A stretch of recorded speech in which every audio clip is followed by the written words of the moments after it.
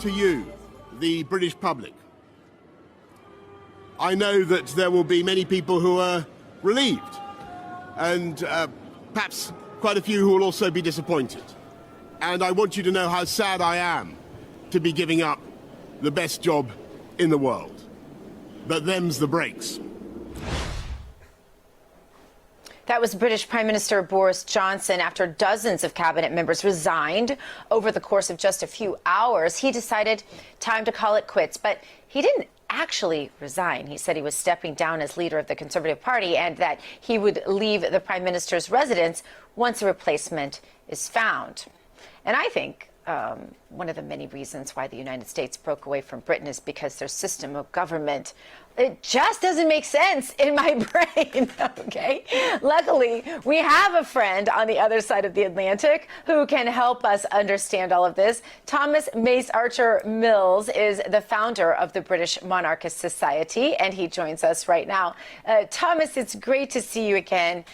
What happens now that Boris Johnson says he's stepping down from being head of the party? All the corporate media headlines say he resigned as prime minister, but he's not leaving. Can you help us? Dr. Gina, I know what you're used to, and it is different here across the pond. But he says them's the breaks, but nothing is breaking yet. He is still staying on until the party goes ahead and sorts out who the new leader should be. But this is par for the course for this Tory government. First was David Cameron. He didn't last. Theresa May didn't last. And now Boris hasn't lasted.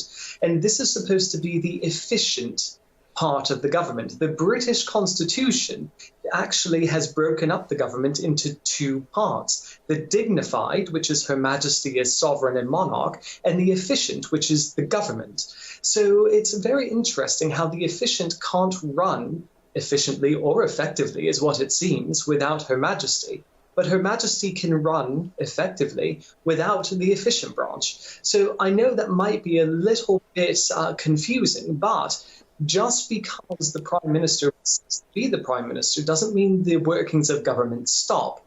The Queen is there to ensure that everything goes smoothly when a new Prime Minister is put forward. But that will be a Prime Minister-elect, Dr. Gina. This is the thing. There is no new Prime Minister until Her Majesty actually invites the leader of the party to form a government in her name. So whoever is chosen by the Tory party will not be the Prime Minister until he or she either bends a knee or curtsies to Her Majesty, and Her Majesty invites them to form a government, and then they will be the Prime Minister if they accept. Yes. This is so completely foreign to us, but I do appreciate the lesson, because really this is the way things are done, and it is so different, such a rapid departure from the way things are done in the United States. Not that I'm necessarily saying that the way things are done in the United States is better. One of the things I love about this is the leader of the Conservative Party. And he was compared to Donald Trump at the beginning. He certainly has his... I want to give him all kudos for the role he played in Brexit, which I think was critical, but he didn't carry that through, and I'm frustrated with that. But really, the reason he's being sort of driven from office, if that's the case, as best I can perceive this, again, just trying to take news accounts and make sense of it, is that he was dishonest with the British people. And if that's the case, that's a nice high bar. We'd love to have Joe Biden held accountable for anything, whether it's his patent dishonesty, his complete incompetence, his making friends with our foreign enemies, sending them oil most recently, covering up his son's criminal behavior with drugs and prostitutes and hopefully not children, but there are photos that nobody can explain, laptops. I mean, I could literally go on for days about the criminal behavior of the American president at this moment, and no one's holding him accountable. So I guess I have to ask you, is this the reason he's being driven from office in the case of this British leader? The British people gave him a mandate, and yes, he did fulfill that, but in fulfilling that, he has broken the trust of a lot of the British people, and especially between a lot of American politicians and British politicians is that when our politicians here in Parliament are actually found to be weaning in trust from the public and that they have been dishonest and they have misled the public, they have no choice but to go. That is the creed of a politician. You actually leave, you resign, you walk away and put your head down in shame. I'm so sorry. It wasn't meant to be this way. It was an honor to serve you as a member of Parliament or the Prime Minister. However, I do apologize and off I go into the sunset, as we're seeing with Boris Johnson now. But he's taking a cue as to a lot of former MPs that have done wrong or have lied or misled the public or the courts or Parliament itself, which the Prime Minister seems now to have done, according to a lot of his cabinet that have packed up and gone, tendered their resignations. So it is different. You are right, Dr. Gina, that we do hold our politicians to account, and it doesn't seem a lot of times that the United States does. When I did intern on the Hill, I saw it firsthand. Henry Brown, 101st Congressional District of South Carolina, who I interned for. When I was there, he was fantastic, but there were so many around him. They weren't accountable. The public was like, what's going on here? And it was just the staying power of those in Parliament. I mean, it's really different. It's night and day across the pond, Dr. Gina. And if you'll have me back, it would be a wonderful conversation to have. So were you surprised that he didn't apologize? He just said, them's the breaks, which I think is an American vernacular slang. I'm not sure, but it doesn't sound very British to me. And I've spent a little time there. Yes, well, he was born in the United States as well. So there are a few Americanisms that come out, but he feels he doesn't have anything to apologize for. He carried through Brexit. He carried through a lot of the things that he feels in his mind that he was able to accomplish. But there's a lot that people are unhappy with. The Northern Ireland Protocol. His own government, I mean, especially with Mr. Pincher and what's happened now, he knowingly put him in a position of trust and power when there was questions about his character. And that was the final straw that broke the camel's back. We've seen over the last couple of years of his premiership that there's always a question, or what about this, Mr. Prime Minister? What have you done? It doesn't seem to add up here. And this is just it. 2 and 2 is not made 4. For the rest of us, but in his mind it has. And his party has just had enough. They said, we're done, and so are you. Yeah.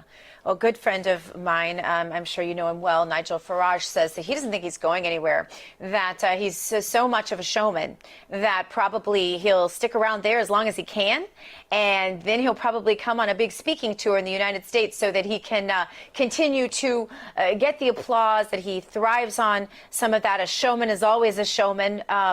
Your thoughts on the future, first of Boris Johnson and then of this prime minister position?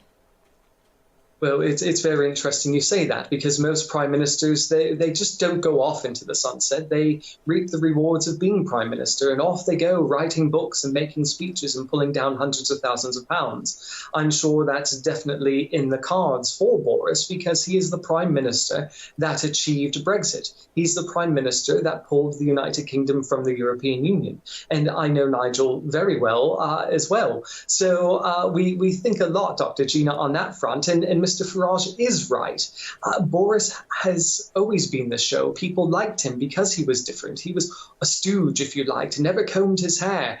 He was an appeal, if you will, several times over. The same that Donald Trump was. He wasn't your standard politician. People liked that. Oh, we'll have change, because he is not a politician who is serving in the politician's playground.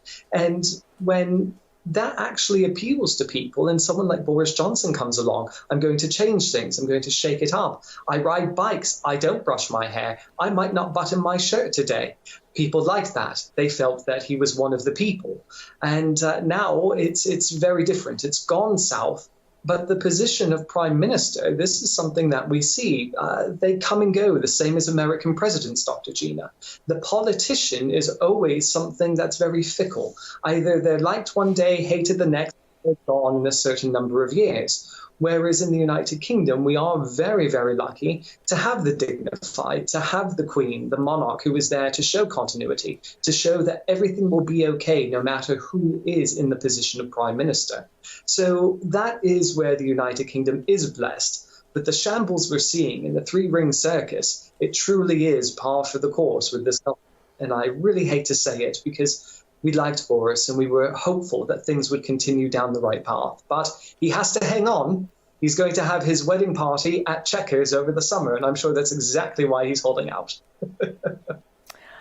Oh, my. Okay, so I want to ask a serious question for just a moment. I want to get back to the Queen. How is she doing? Do we have any updates on her? The Queen has had a phenomenal rebound. The mobility issues are during the Jubilee celebration several weeks ago now. Last week was Holyrood Week, Dr. Gina, and that means that the court and Her Majesty go north of the border into Scotland, and she holds a week of events there at the Palace of Holyrood House, which is her official residence in Scotland, and she honours the people of Scotland with tea parties, having them to the palace to receive MBEs, OBEs, the ways that she can go ahead and show in a civil way as to what Scotland gives to the nation, what the people give to the nation. She met with the First Minister, Nicola Sturgeon, who was again pushing for independence to break away from the United Kingdom, which doesn't make any sense. You'll leave the world's most union to go ahead and want to jump right back into the European Union, which financially is in turmoil. And it doesn't make any sense. But Her Majesty, when she met with her, it was smiley, it was shake her hand. It's, of course, the respect shown to the First Minister of Scotland. And it's really great because the First Minister, Nicola Sturgeon, presented Her Majesty with a bottle of Johnny Walker Blue Label, who doesn't like a little whiskey, and so you guys are always so entertaining. I love that so much. One last question. I have to make this a quick one because we really are out of time. But I'm really so curious how this is all going to go down at this point, and I still don't completely understand. You have great, obviously legendary prime ministers in your history. Americans love Churchill, Americans love Thatcher. Two very different personalities, very different approaches, all of that. You're saying the Queen is the epicenter of the continuity in that. I get that. But does that mean that there will be an election? That's my first question. Or would this be something that happens without an election? And my second question, as quick as you can, who's in the waiting for this? Do you have somebody that you can see up and coming that you think might be another Churchill or Thatcher?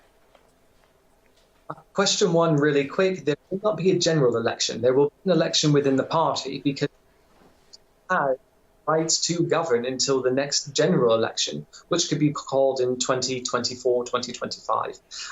But they will not have a general election. And as far as who could be put up to it be in front of the Queen to be asked to be the next Prime Minister, it could be a slew of different people. There's so many people out there. Right now, it's just going to come down to the party itself and who they feel has not only the best stamina, but the best track record. And especially coming after Boris Johnson, who's lost the confidence of not only his people, but the party, it will have to be someone that is pretty much obscure, that's not done anything wrong, that hasn't set a foot wrong. I think they're going to look for the complete opposite in what they had in Boris Johnson and play the safe card so they can look forward to winning the next general election a few years down the road. Got it. Makes a lot of sense. Thomas Mace-Archer-Mills, founder of the British Monarchist Society. Thank you so much for being with us. Thank you, Dr. Gina. Coming up, we talk to Oklahoma U.S. Senate candidate T.W. Shannon about all the Biden crises. Well, not all of them. That would take all day. So we'll pick a few and see what T.W. Shannon's going to do about them if and when he gets to Washington, D.C. That's next on Dr. Gina Primetime.